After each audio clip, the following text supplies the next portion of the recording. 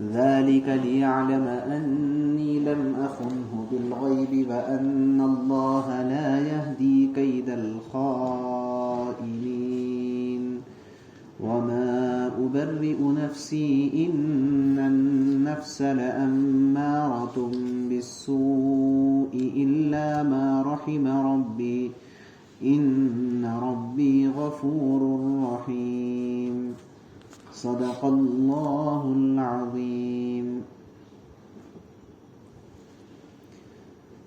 ذلك ليعلم أني لم أخنه بالغیب، یہ سب کچھ میں نے اس لیے کیا تاکہ عزیز کو یہ بات یقین کے ساتھ معلوم ہو جائے کہ انی لم اخنه بالغیب، کہ میں نے اس کی غیر موجودگی میں اس کے ساتھ کوئی خیانت نہیں کی، وَأَنَّ اللَّهَ لَا يَهْدِي كَيْدَ الْخَائِنِينَ، اور یہ بھی کہ جو لوگ خیانت کرتے ہیں اللہ ان کے فریب کو چلنے نہیں دیتا۔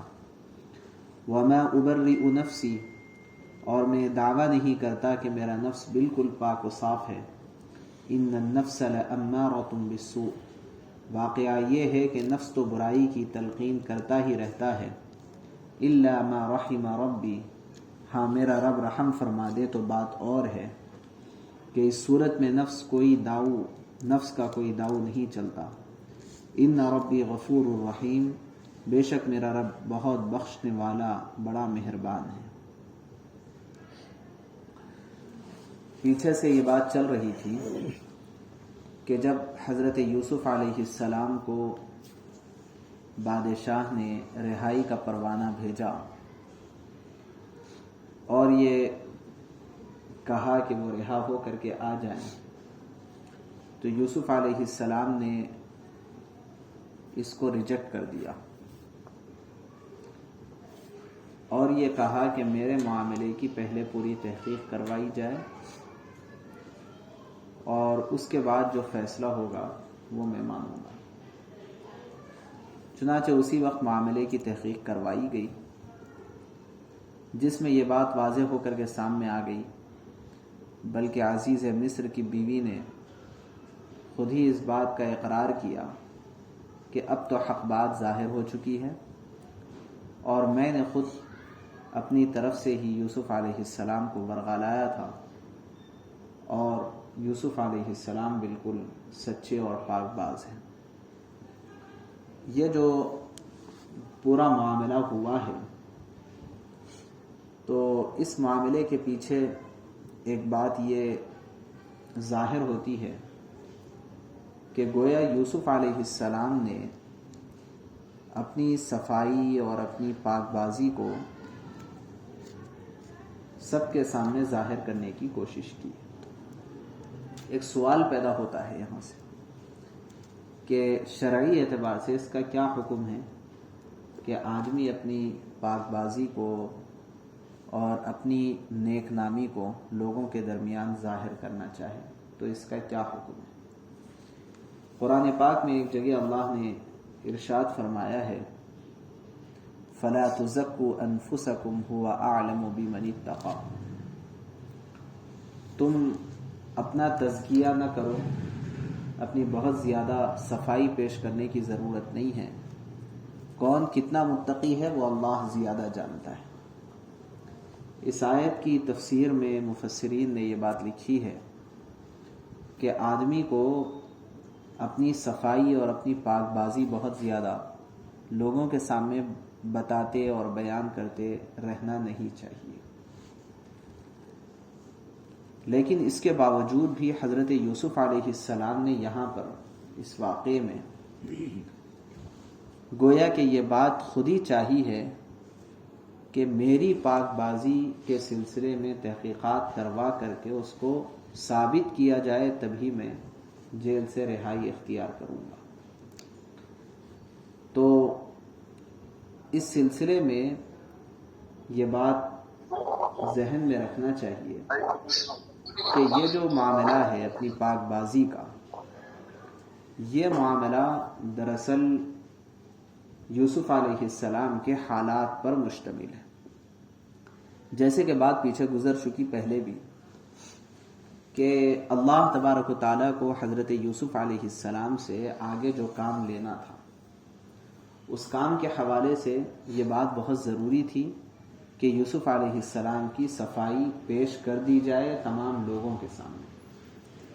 ایسے ہی اگر کسی شخص کے اوپر کوئی گھناؤنا الزام لگتا ہے اور حقیقت یہ ہے کہ اس شخص نے ایسا کوئی کام نہیں کیا ہے، تو یہ جو الزام اس کے اوپر لگا ہے، اس الزام کی صفائی پیش کرنا یہ اپنی جو ہے خواہ ہی زبردستی کی صفائی پیش کرنے کے زمرے میں داخل نہیں ہے، بلکہ اگر اس نے کوئی غلط کام نہیں کیا ہے تو ایسے وقت میں اگر وہ اپنی صفائی پیش کر رہا ہے اور اس بات کو ثابت کرنے کی کوشش کر رہا ہے کہ میں نے یہ غلط کام نہیں کیا، تو یہ اس آیت کا مصداق نہیں ہے جس میں یہ کہا گیا کہ اپنی صفائی پیش کرنے اور اپنے آپ کو بہت زیادہ صاف ستھرا بتانے کی کوشش نہ کرو، یہ اس زمرے میں نہیں ہے۔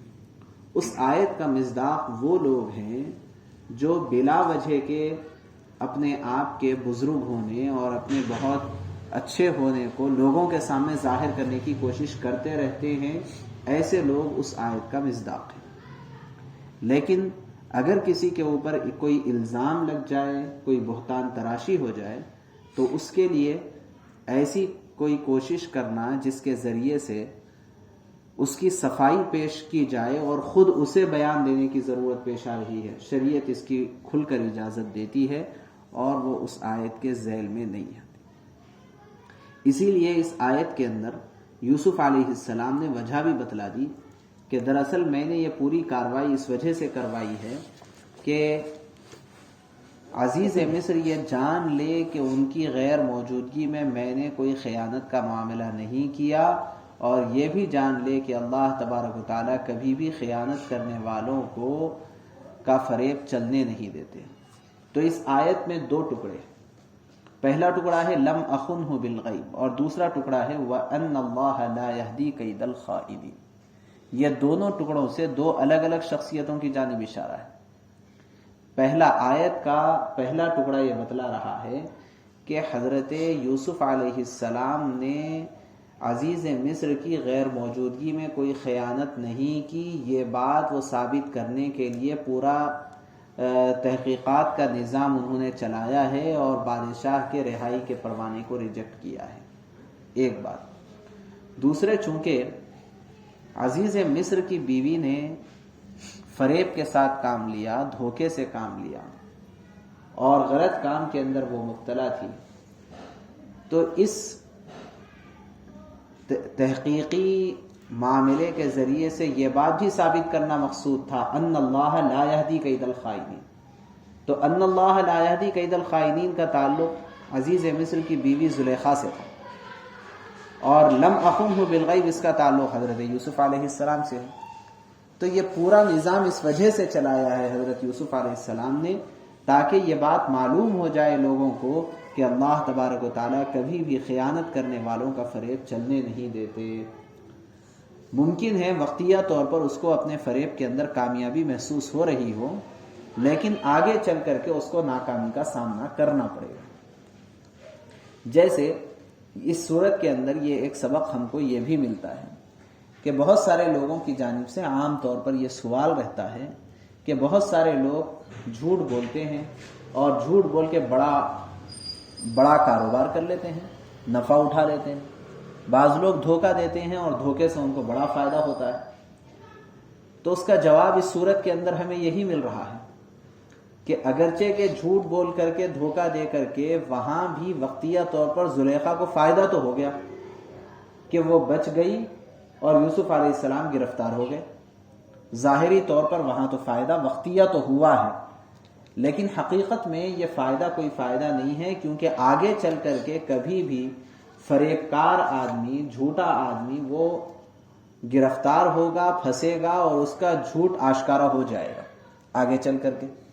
اسی کو حضرت یوسف علیہ السلام نے فرمایا وَأَنَّ اللَّهَ لَا يَهْدِي كَيْدَ الْخَائِنِينَ، خیانت کرنے والوں کے فریب کو اللہ چلنے نہیں دیتے۔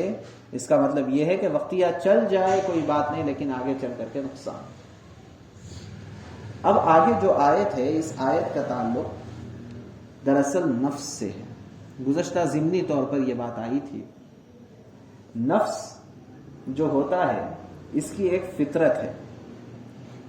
اس کی فطرت یہ ہے کہ وہ ہمیشہ برائی کا حکم دیتا رہتا ہے. دراصل انسان کے اندر اللہ تبارک و تعالیٰ نے دو کیفیتیں رکھی. ایک کیفیت کو کہا جاتا ہے ملکوتیت اور دوسری کیفیت کو کہا جاتا ہے شیطانیت. یہ دونوں کیفیتیں انسان کے اندر رکھی گئی. تو جو شرارتی کیفیت انسان کے اندر رکھی گئی ہے اس کیفیت کا نام نفس ہے. اصل یہ کوئی لوتھڑا نہیں ہے ہمارے جسم کے اندر کہ جس کو اللہ نے بنا کر کے ہمارے جسم میں رکھ دیا ہو. کوئی گوشت کا لوتھڑا ہے ایسی بات نہیں. یہ نفس ایک کیفیت کا نام ہے. تو جو شیطانی کیفیت رکھی گئی ہے دراصل اس کیفیت کو نفس کہا جاتا ہے. اور اس کی فطرت ہی اللہ نے یہ بنا دی کہ اس کا کام ہی ہے کہ وہ برائی کا حکم دیتے رہے. ہر معاملے کے اندر برائی کا حکم دیتے رہے. اچھا اس کو مینیج کرنے اس کو بیلنس کرنے کے لیے اللہ نے ہر انسان کے اندر ایک کیفیت ملکوتی رکھی ہے اور وہ ملکوتی کیفیت کو جوڑ دیا ہے عام طور پہ عقل سے. یہ ملکوتی کیفیت ہے. اس کو اللہ نے عقل سے جوڑ دیا. اسی وجہ سے جو نفس کا تقاضا ہوتا ہے عام طور پہ وہ تقاضا عقل کے خلاف ہوتا ہے. اور اس کے مقابلے میں جو دوسرا تقاضا ہوتا ہے یہ دوسرا تقاضا جو ملکوتی تقاضا ہے یہ ملکوتی تقاضا عقل کے موافق ہوتا ہے. اگرچہ کہ بعض مرتبہ یہ نفس عقل کے اوپر غالب ہو جاتی ہے اور بعض مرتبہ عقل نفس کے اوپر غالب ہو جاتی ہے.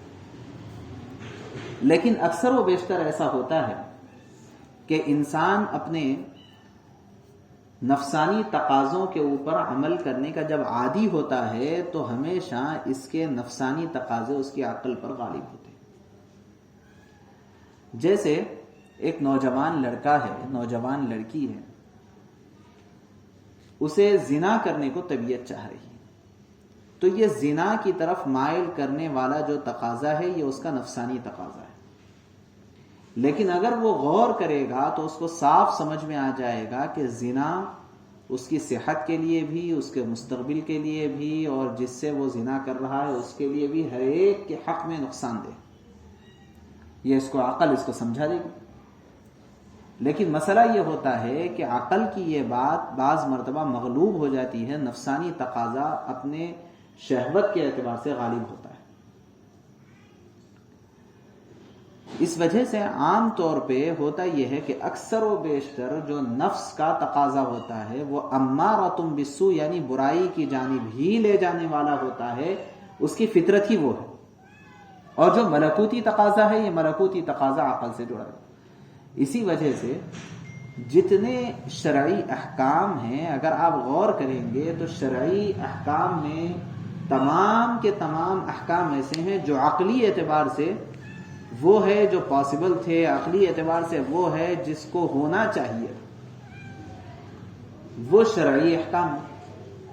اسی لیے بعض علماء نے یہاں تک لکھا ہے کہ اگر کوئی شریعت کو دوسرا نام دینا چاہے تو اس سے بہتر کوئی اور نام نہیں ہے کہ شریعت عقل کے مطابق,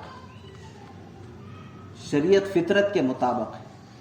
اس کے علاوہ کوئی اور دوسرا نام اس سے بہتر نہیں ہو سکتا کہ جو عقل ہے جو فطرت ہے شریعت اسی کا تقاضا کرتی ہے. خلاف فطرت چیزوں کو تو شریعت روکتی ہے, خلاف فطرت چیزوں کو تو شریعت روکتی ہے.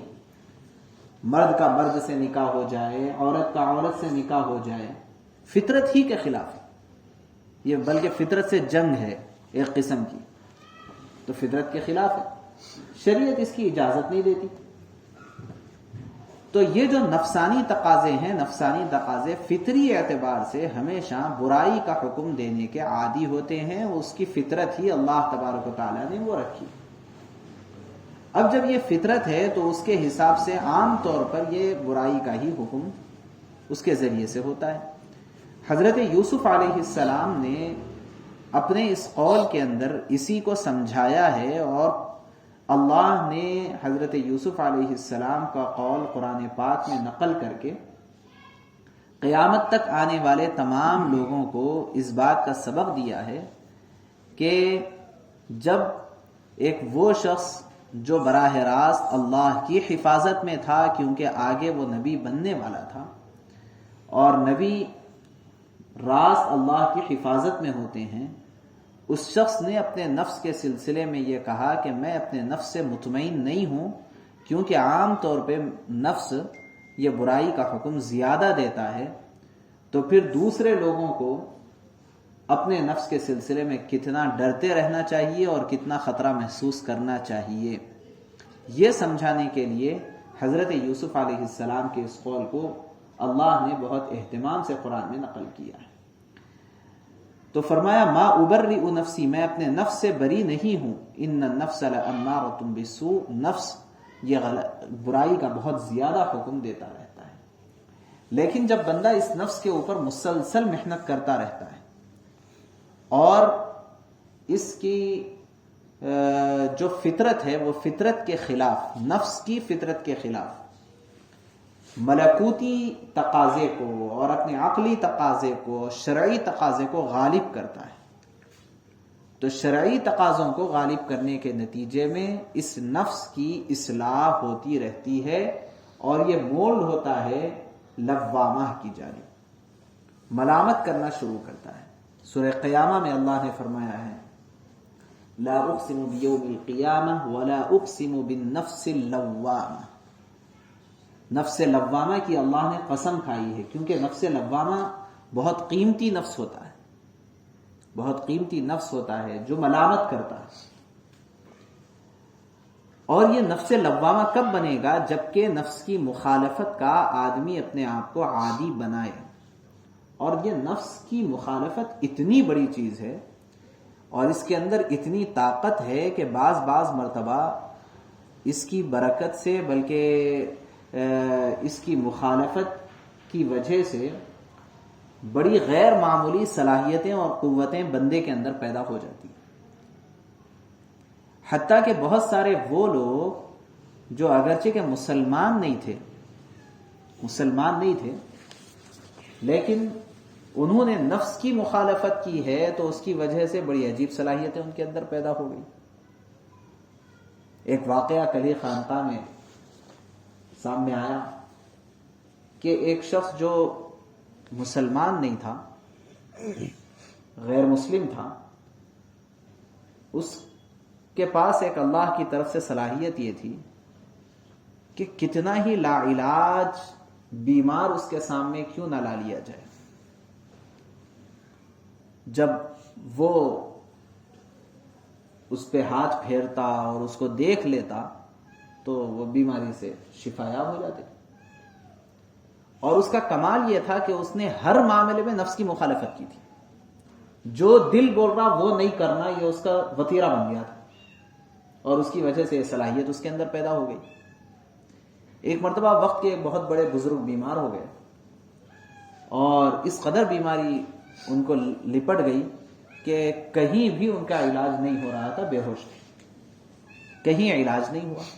سب جگہ سے مایوس ہو کر کے مریدین نے یہ سوچا کہ اس کے پاس لے کے جائیں گے، لیکن وہ تو مسلمان نہیں تھا۔ تو بعض نے انکار کیا کہ نہیں، مناسب نہیں ہے وہاں لے جانا، بعض نے کہا کہ نہیں حضرت کو کیا معلوم ہے، حضرت تو بے ہوش ہے، پتہ ہی کیا چلتا، لہٰذا ہمارے کو علاج سے مقصد ہے، علاج ہو گیا تو بس ہے۔ بہرحال حضرت کو اٹھا کے وہاں لے کے گئے۔ تو جب وہاں لے گئے تو اس نے اپنا جو بھی منتر پڑھنا تھا اس نے پڑھا، اور فوری حضرت کو ہوش آ گیا۔ ہوش میں آتے ہی حضرت نے اس کو دیکھ کر کے کہا کہ تو ایمان لے آ۔ اس نے کہا کہ نہیں، ہرگز نہیں لاؤں گا۔ تو حضرت نے کہا کہ دیکھ تیرا دل بول رہا نہیں بول رہا، تیرا دل یہ کہہ رہا ہے کہ ایمان نہ لائے، لہذا نفس کی مخالفت کر، ورنہ جو تجھے ہنر ملا ہوا ہے تجھ سے چھن جائے گا. تجھے ہنر ملا ہے نفس کی مخالفت کی وجہ سے، اب تیرا دل بول رہا کہ ایمان نہ لاؤں، لا ایمان، ورنہ یہ ہنر چھن جائے. لے آیا ایمان، مسلمان ہو گیا. تو ایک بزرگ کا علاج اس کو اسلام میں داخل کرنے کا سبب بن گیا. تو جو نفس کی مخالفت ہے اس کی وجہ سے بڑی عجیب صلاحیتیں انسان کے اندر پیدا ہو جاتی ہیں. اسی وجہ سے ہر موقع پر اللہ تبارک و تعالیٰ نے حکم دیا کہ انسان کو نفس کی مخالفت کر کے شریعت کی موافقت میں آنا چاہیے، تاکہ وہ شریعت پر عمل کرے اور جو نقصانات کے اندیشے ہے اس سے وہ بچ سکے. یہ ہوتے ہوئے جب نفس کو عادت ہو جاتی ہے تو اس کے بعد ایک مرحلہ یہ آتا ہے کہ ایسا تو نہیں ہو سکتا کہ انسان غلطی سے مکمل طور پہ مامون ہو جائے، ایسا تو نہیں ہوتا، بلکہ جب تک وہ زندہ ہے اس وقت تک تو غلطی کا اندیشہ ہے ہی ہے. جب تک وہ زندہ ہے اس وقت تک تو غلطی کا اندیشہ، بڑے سے بڑا بزرگ کیوں نہ ہو، لیکن وہ اپنے نفس کی طرف سے اخیر تک بھی بے فکر نہیں تھا. حضرت امام احمد ابن حنبل رحمۃ اللہ علیہ کے سلسلے میں آتا ہے کہ عین انتقال کا وقت قریب ہے اور مستقل کہے جا رہے ہیں کہ ابھی نہیں ابھی نہیں ابھی نہیں ابھی نہیں. لوگوں نے پوچھا کہ یہ کیا آپ کہہ رہے ہیں؟ تو کہنے لگے کہ شیطان میرے سامنے آ کر کے کہہ رہا ہے کہ میرے جال سے اب تو نکل گیا، میرے دھوکے سے اب تو آزاد ہو گیا. میں کہہ رہا ہوں کہ نہیں، جب تک میرے جسم کے اندر جان ہے اس وقت تک میں تجھ سے مطمئن نہیں ہو سکتا. پتہ نہیں کب آ کر کے تو کون سے، بلکہ بعض کتابوں میں یہاں تک لکھا ہے کہ اخیر وقت میں تو شیطان بزرگوں کی شکل میں آ کر کے، فرشتوں کی شکل میں آ کر کے دھوکہ دیتا ہے، اور وہ بہت سخت ترین مرحلہ ہوتا ہے اس وقت نفس سے بچنے اور شیطان سے بچنے کا. تو بات یہ ہے کہ جب آدمی اس کے اوپر محنت کرتا چلا جاتا ہے تو اس کا نفس لوامہ ہو جاتا ہے. اور عام طور پر تمام انسانوں کا نفس عموماً لوامہ ہی رہتا ہے. مطلب کیا کہ ایسا نہیں ہے کہ غلطی نہیں ہوگی، جب تک انسان ہے غلطی ہو سکتی ہے، امکان ہے، لیکن غلطی ہو جائے تو غلطی کے اوپر فوری ندامت ہو جائے. جس کو غلطی پر جتنی جلدی ندامت ہو، جتنی زیادہ ندامت ہو، اس کا نفس اتنا زیادہ لوامہ ہے اور اتنا بڑا وہ گویا کہ اللہ والا ہے. غلطی نہ ہونا یہ اللہ والا ہونے کی علامت نہیں ہے، بلکہ غلطی کے اوپر ندامت ہو جانا یہ اللہ والے ہونے کی علامت ہوتی ہے. اس وجہ سے ہمارا یہ تجزیہ اور یہ نظر ہماری عام طور پر کسی کے سلسلے میں کہ اتنے بڑے آدمی ہو کے ایسا کر دیے، یہ اس بات کی علامت ہے کہ ہمیں خود پتہ نہیں ہے کہ بڑے آدمی کس کو کہتے ہیں. آدمی کتنا ہی بڑا کیوں نہ ہو اس سے غلطی کا امکان ہے، کیونکہ وہ بڑا ہو کر کے بھی فرشتہ نہیں بنا، بلکہ بڑا ہو کر کے بھی وہ انسان ہے. اور انسان ہونے کی حیثیت سے اس بات کا 100% امکان ہے کہ اس سے غلطی کا صدور ہو سکتا ہے. ہاں، جب اس کو احساس ہو جائے گا، یہ احساس دلا دیا جائے گا، تو اب اس کو ندامت ہوگی، توبہ استغفار. تو یہ ہوتا ہے نفس لوامہ، اور اس کی اہمیت اتنی زیادہ ہے کہ اس کی اہمیت کو بتلانے کے لیے اللہ نے نفس لوامہ کی قسم کھائی ہے. قسم کھائی ہے، لا اقسم بیوم القیامہ ولا اقسم بالنفس اللوامہ، میں قسم کھاتا ہوں نفس لوامہ کی. یہاں لا زائدہ ہے، لا اقسم کے اندر لا زائدہ ہے، ترجمہ ہے اس کا میں قسم کھاتا ہوں نفس لوامہ کی. کیوں؟ اس وجہ سے کہ نفس لوامہ یہ بہت قیمتی ہے اور اس کی بہت اہمیت ہے. آدمی بہت سی مرتبہ کوئی غلط کام کرتا ہے لیکن اندر سے اس کا دل بے چین ہے، میں غلط کر رہا ہوں، انڈیکیٹ کر رہا ہے نفس اندر سے. اب یہ جس کا کہ نفس کے اندر جتنی طاقت ہوگی وہ اتنا زیادہ اس کو بچانے کی کوشش میں لگا رہے گا کہ غلط کر رہا ہے، غلط کر رہا ہے، غلط کر رہا ہے، غلط کر رہا ہے. یہ جو اندرونی تقاضا ہوتا ہے یہ نفس لوامہ کا تقاضا ہوتا ہے. اب یہ ہوتے ہوتے ایک وقت ایسا آتا ہے کہ آدمی کا نفس نفس مطمئنہ ہوتا ہے. نفس مطمئنہ انبیاء علیہم السلام کو تو دے دیا جاتا تھا، کیونکہ وہ براہ راست اللہ کی حفاظت میں ہوتے تھے، وہ معصوم عن الخطا ہوتے، خطا سے بچے ہوئے رہتے، اس لیے ان کا نفس تو نفس مطمئنہ ہے. انبیاء کے بعد جتنے لوگ ہیں وہ اپنے تئیں کبھی بھی یہ نہیں طے کر سکتے ہیں کہ میرا نفس نفس مطمئنہ ہو گیا ہے، کیونکہ جہاں جا کے ان کو یہ خیال آیا نفس مطمئنہ ہوا، وہیں پٹکی پڑی. اسی وجہ سے اللہ تبارک و تعالیٰ نے نفس مطمئنہ کے سلسلے میں جو بات ارشاد فرمائی ہے وہ موت کے وقت ارشاد فرمائی ہے. نفس مطمئنہ کہ وہ کیا ہے؟ آیت سورہ فجر کی، یا ایتھا النفس المطمئنہ ارجعی الی ربک، یعنی یہ نفس مطمئنہ کا خطاب موت کے وقت اللہ نے کیا ہے، کیونکہ اب ہو سکتا ہے کوئی نفس کا نفس مطمئنہ ہونا، لیکن پہلے کسی کو ہو سکتا ہے نفس مطمئنہ اس کو دے دیا جائے، لیکن کسی بھی شخص کو اپنے سلسلے میں اس بات کا دعویٰ کہ میرا نفس نفس مطمئنہ ہو گیا ہے، یہ اس کے لیے خطرے کی گھنٹی. اس لیے اللہ نے اس کو نفس مطمئنہ کو اللہ نے موت کے وقت مخاطب کیا ہے. بہرحال یہ 3 قسم کا نفس ہوتا ہے.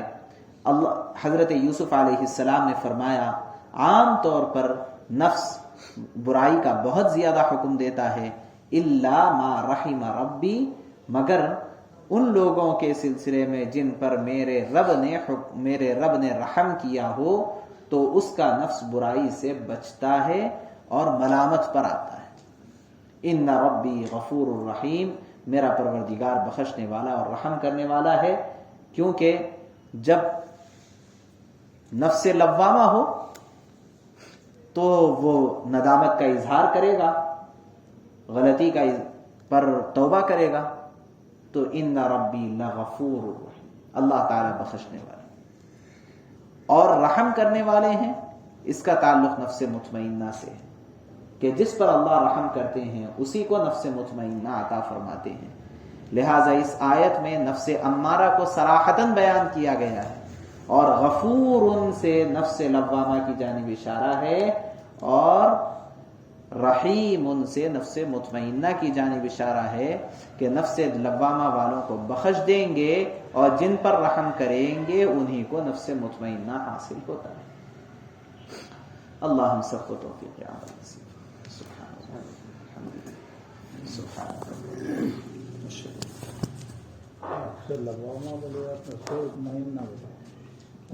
نفس امارہ